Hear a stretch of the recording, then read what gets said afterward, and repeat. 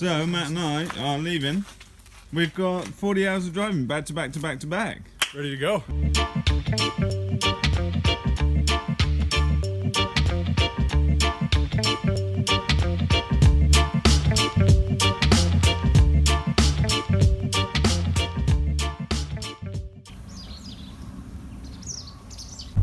So, on the road, we're heading to Denmark to see Mikkel.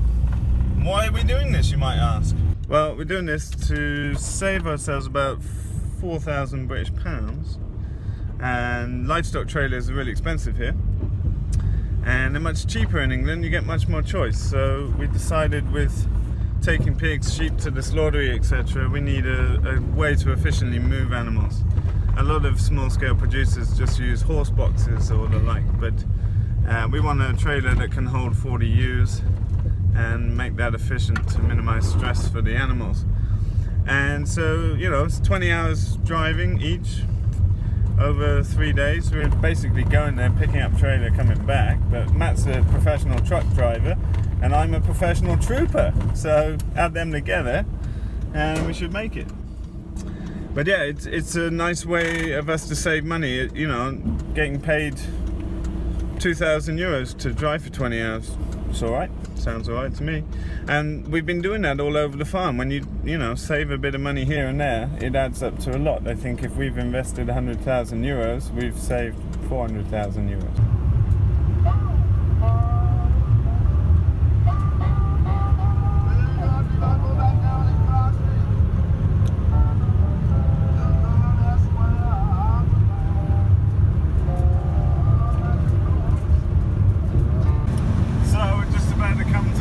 We're 7 minutes behind schedule and off to meet Mikkel. Here we are! Mikkel! Hey, dude. Nice to see you! Good to see you too, man. How are you? Not very well. Both me and Anders are, you know, cold or it's shit. He's in the washing station. Washing radishes. I've got your tiller.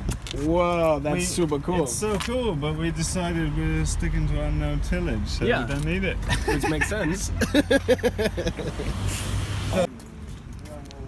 do you say it? Soft for jordbruk. Soft as jordbruk. Oh, nice, you brought it. Alright, flying visit. We gotta go. To be at the ferry at 4 in the morning. Lovely to see you, Mikkel. You too. See you in the winter. Take care. Okay, who's driving? You or me? I'll go first. Do you reckon we can try out autonomous here? So we're in Denmark, and Matt, you know a bit of Danish, don't you? Tak for dejlig! We don't know much Danish, but something you see immediately in Denmark is a lot more tree species. Seeing wild cherry, loads more oaks, and there's a lot of ash as well. And we're very limited up in Sweden. We have about 30 tree species we can work with. So, and that's, you know, that's not even extending to our region fully. It's very limited in terms of tree species. What I love about England is we suddenly get up to like 100 and something. And I'm really looking forward to going home, and I haven't been to England for a few years, and driving through the hedgerow country. That's what I miss about England, is these small enclosed fields with hedgerows full of diversity and great for windbreaking. And it's something I want to do at Ridgedale, is really block the land up into really intensive field shelter belts. There's an image I'm overlaying here so you can get a sense of what I mean, like really intensive microclimate manipulation. That's my long-term vision for the farm. So, turns out we're getting a ferry. We normally drive up slightly northwest to get around by the road, but Google Maps took us here. Yeah. So we're getting on a ferry. It saves us loads of time, means we get some sleep somewhere. Probably when we get to England. Maybe we'll get an early ferry. Now, being a clever little weasel, I booked variable ferry tickets for the Dover-Calais crossing. Take the ferry. Yeah, the sat-nav's telling us that you shouldn't drive into the front of a ship. That's alright. But normally we drive around, but knowing that it may, you know, with a trip this long, just stopping for pee breaks or stopping to get food or whatever can throw off the schedule quite a lot with unexpected traffic or whatever. So I booked flexible tickets, which are quite a bit more expensive, and now we've got another ticket, and it's going to save us several hours, which For 19 kilometers, Quite happy continue about. straight on.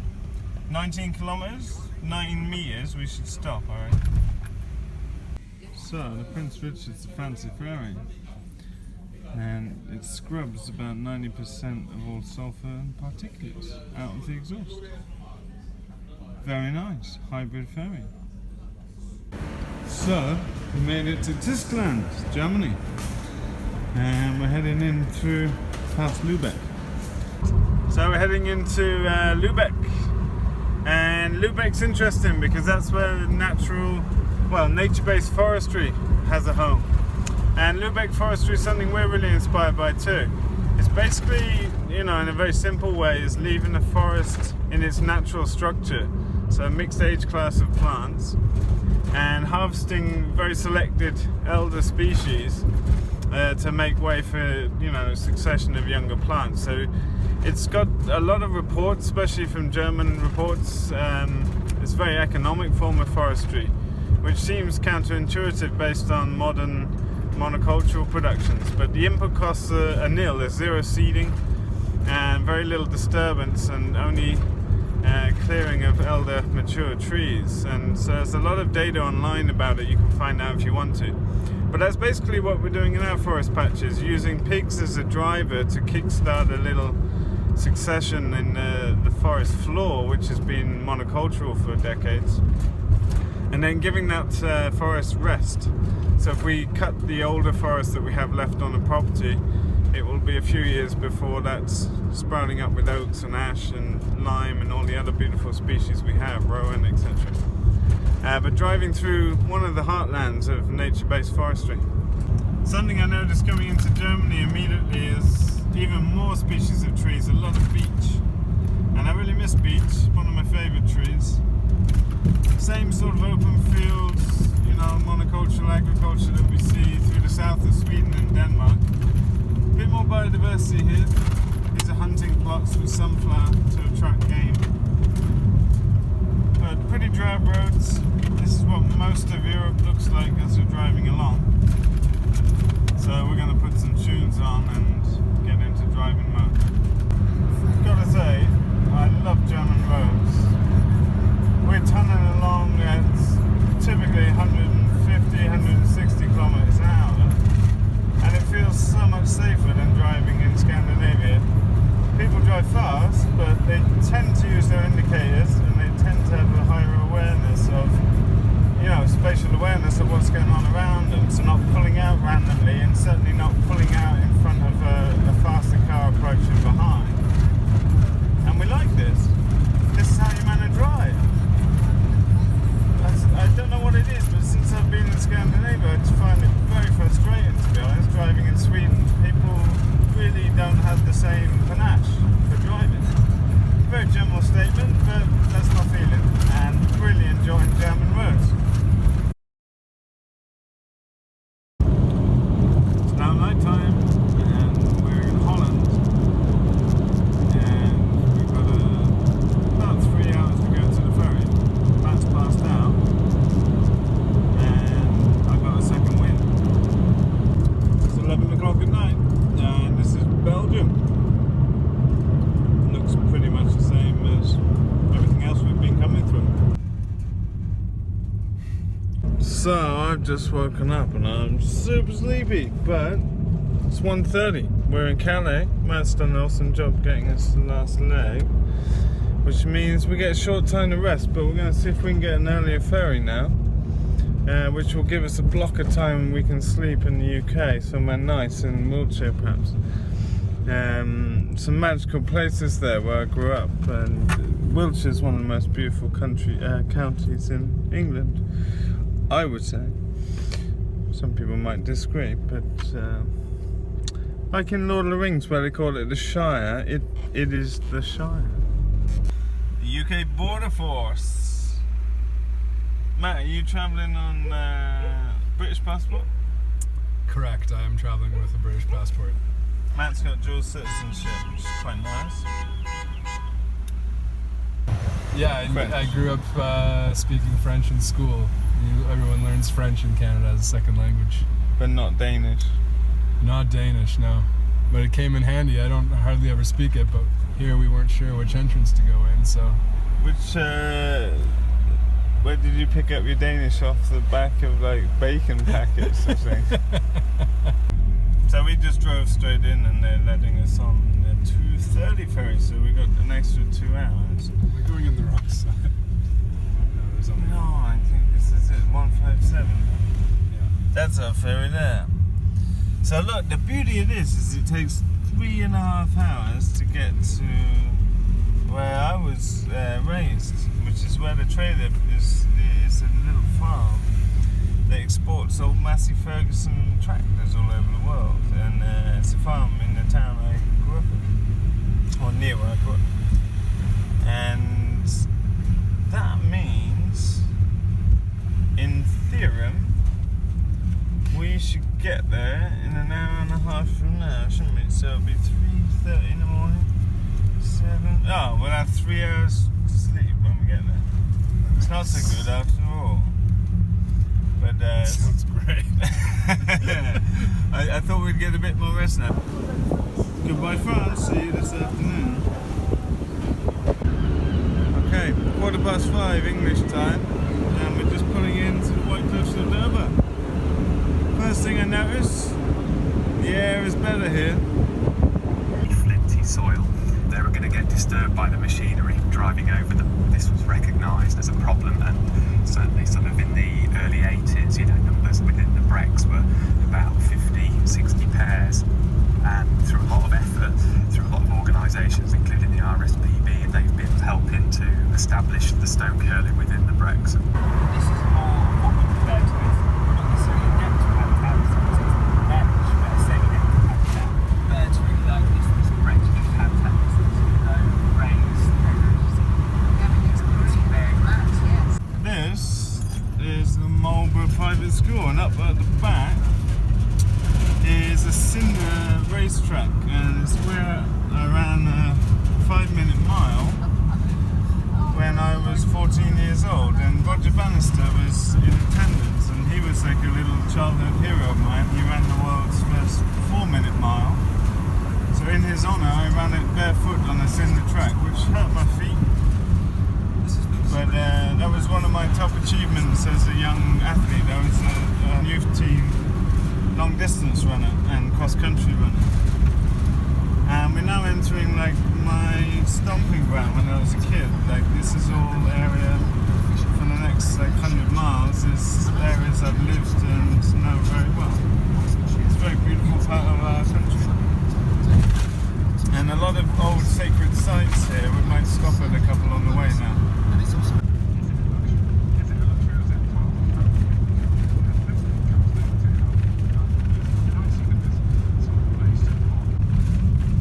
Here we are at Avebury. We're heading up.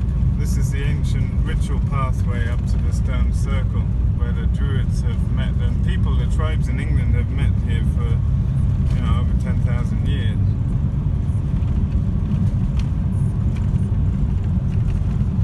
This is still where the Druids come to celebrate the winter and summer solstices. And still, this is like some of the ancient spiritual heartland in the south of the UK. Stonehenge is near here, as well as some other sites of keen interest.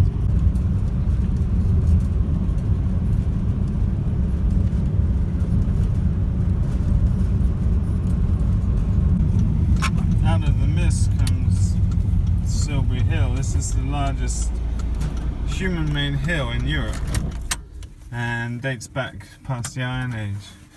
Would have been a very significant meeting point in the landscape here. The landscape around here is just full of all these Neolithic and different ages of sacred sites. We're going to walk up to the Long Barrow. Beautiful misty morning. And here you see a signboard or similar things, but we're going up to this long barrow. It's a burial place of about 36 people from 3650 BC. And you can get inside one end of it. And then we have Stonehenge nearby, and this is Avebury where you just saw the big stones. And then you have Woodhenge, which is a practice for Stonehenge made of wood. And then Silbury Hill, Neolithic man-made mounds. Pretty special place. Amazing to think that is a hand-built hill. Probably quite a bit taller. You can see there's a slight step on the top. It's got a construction of a lot of rock underneath the top layer of soil, almost like some of the ancient pyramid structures. And here at the top of the hill is the long barrow. You can go in here. This is one of hundreds of ancient burial mounds in these rolling hills. These are the hills that got me really excited about Keyline design. This is like the chalk downlands. You see the ground here is full of flint and chalk. And this rolling landscape is what inspired me to study Pierre Yeoman's work.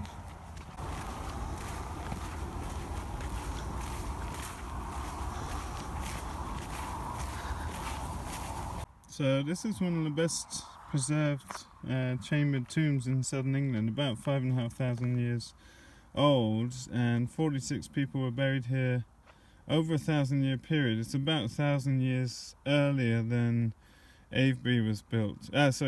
Silbury, the human-made hill, was built. And these big sarsen stones are the same that we use for Stonehenge.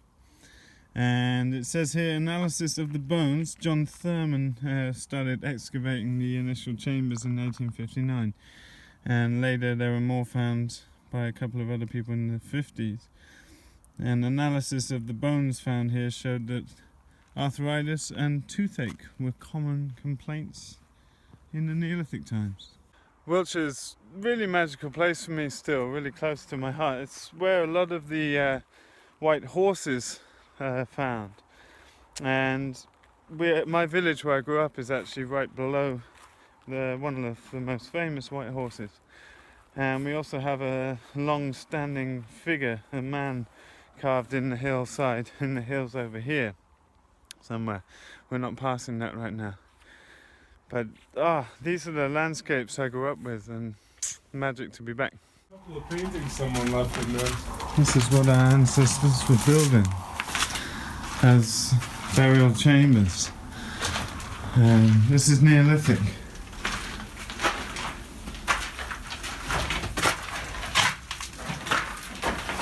Little chambers off to the left and right. Not sure if I can make a light turn on. Here you see the different chambers.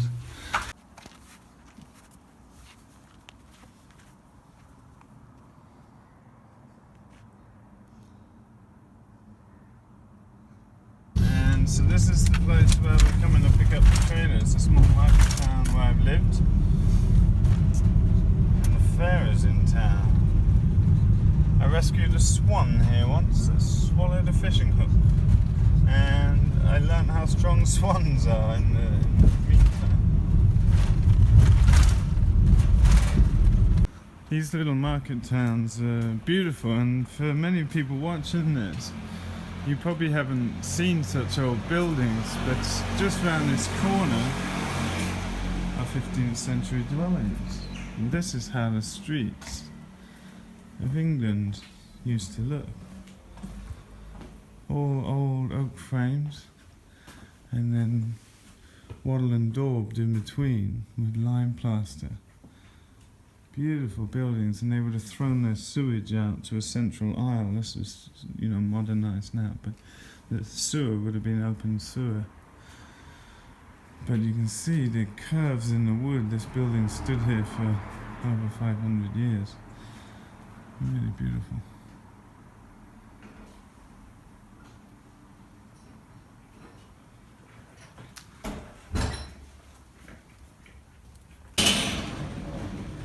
Buying a chainsaw? Cheaper in England. Sweden is too expensive, so we're shopping in England. So, we're here. We made it to this old yard. And this is our trailer that we came all this way from. Nice Land Rover wheels. We like that. Very nice. Double decking. We like it. So these guys are buying up old machines on eBay and doing them up from scratch, shipping them over to about 30 countries. So this, the young guy who's been working here, he does all kinds of welding and fixing, and he was saying that this came in as a kind of carnival float, but it's in really good nick. And they cleaned it up and repainted the wheels. Seems like in really good nick. The chassis is in good nick. So our second floor's on the gas strut. We were just working out how that actually works, because it's got gas struts under there, so it just hooks up. Sheep have to make it up this incline, but it's got little ribs, so they have no problem getting up there. Alright, we got a trailer. This is what England's made of. Tight hedgerows, little roads. Hope we don't meet any cars. Turn right onto Westbury Road. We're travelling along the road that I used to travel along every single morning to school. I love my high school a lot, and yeah, I really enjoyed this route as well. So it's really nice for me to come back to these familiar areas. I know this place like the back of my hand. And as I was a long distance runner, I used to run all around the hills up here in the forests, dragging car tyres to make me stronger. Wasn't my idea. So we're entering the village where I grew up, and up here is Ethandune, and in the valley up in the middle of the picture there's a bloodstone where so-called Ragnar Lothbrok's son came along with his army and got beaten up by the English. And that's why we called our son Ragnar. Johanna's from Sweden, I'm from here, and that's one place where our countries intersect. I used to love coming with my longboard, like a long skateboard down here, and I could get fast enough, probably about 50 kilometers an hour, you could get all the way back up the other side, like so. Very nice. We have a beautiful white horse up above the other side of the village, which is the big hill coming into view now, and it's an Iron Age fort at the top of this hill. This is the pastured pig model here in the UK. It's been here since I was a little boy, but it's just missing the pasture bit, I guess. We're in very slow traffic on the 303. It's a road that bisects the West Country. And over to the left there you see Stonehenge. Lots of people there. It's Saturday afternoon, so people are checking the stones out. Cows are checking the people out. The birdies checking the cows out, checking the people out, checking the stones out. So we're 40 minutes out from the ferry, and it looks like we might just miss it. How's it going with the trailer? Yeah, it's going pretty good. It feels all right. A little bit shifty, but getting used to it. Safe trailer. So looks like we just peeped it. Yeah. We're looking for lane 117. Ferry is set to sail in 4 minutes. So somehow, don't understand why all these vehicles are here, but it looks like we're on. Following behind this little peeper. Oh no, to the right. 117 it is. Very nice. Beautiful day. Yeah, trailer's good. It's very heavy. It's about 1,400 kilos empty. But it's very stable. Having double wheels and big wheels seems to, it tows very nicely. So happy with it so far. We're just taking it easy. But we like it, no? It's very nice. Very nice. Goodbye, England. I'll see you in the wintertime sometime. I'll be going back to see my daughter and to pick up some bits from the farm. Very nice to come back to England. I like England. So we're back in France, heading to Dunkirk. And we were here, what, 12 hours ago? 12 hours ago. And we got about 1,700 kilometers left on this 4,000 kilometer trip. And all well so far. Trailer ride's nice on these smooth roads, but we've got quite a lot of bumpy highways to go across through Belgium and parts of Holland. Then the nice German roads, but hopefully we'll be back for dinner. Ben's suggested making a nice British classic, toad in the hole. We like it. And sauna on, and stiff whiskey, go to bed. That's the way I'm playing it. Well, I just woke up in an empty van, somewhere in Germany, I'm guessing. So Matt must have just done a good old stint, and seems like it's my turn. I think he's probably eating on Garnering Lewin there. When I look at the sat nav, we've still got 10 hours driving to do, and quite a way to go. But now just getting to the ferry, so it'll be getting light by then. And that'll take us to Denmark and give us a breath of fresh wind and get us home. So we're back to the ferry for Denmark. It's 7:30 in the morning. And we're quite tired, aren't we? Matt's just woken up. I have a broken neck. Matt's been sleeping with his head a bit arched, so he's feeling a bit wonky. But we still got a good 6-7 hour drive. My father gave me some work I did when I was in primary school, about 10. I was well into mapping, see, and design work already at that age. And these are some old school projects, they're hilarious.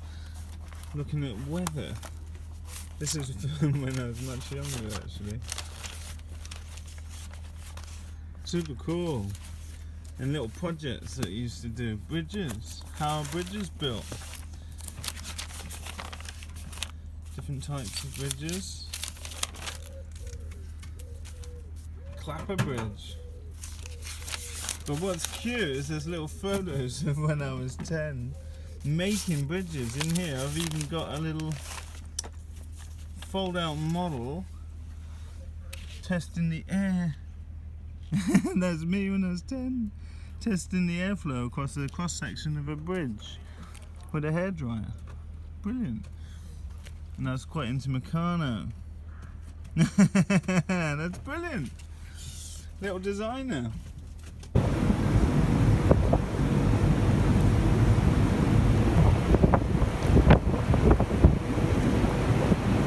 So we're coming up 100 kilometers from Karlstad.